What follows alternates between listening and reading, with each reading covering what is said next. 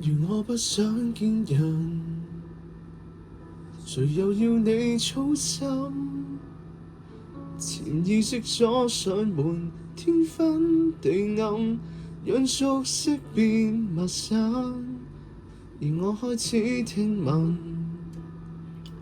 誰又與你走得極近？情節不必細説，一講下去，如何至今？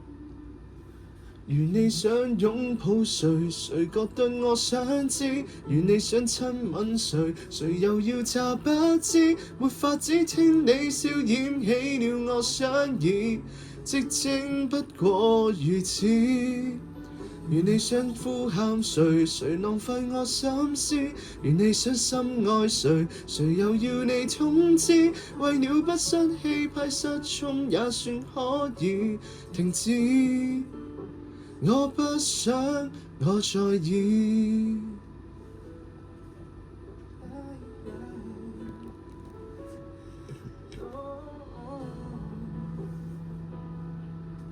再劈開一扇門，來問我過得多混帳，無意中等過你親手遞上，向腦袋開冷窗。我在你隔不偷偷復原療傷，到來卻有尖叫引爆我無限聯想，絕對不想知道這一切無聊倔強。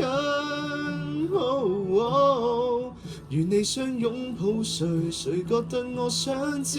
如你想親吻誰，誰又要詐不知？沒法子聽你笑掩起了我想意，寂靜不過如此。如你想呼喊誰，誰浪費我心思？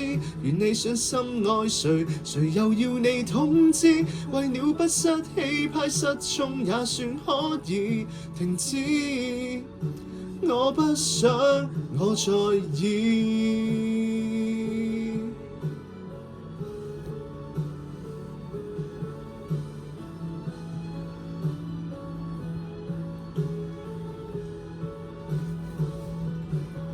如你想擁抱誰，誰覺得我想知？如你想親吻誰，誰又要詐不知？負太多戀愛在線出現再反而多諾正是如此。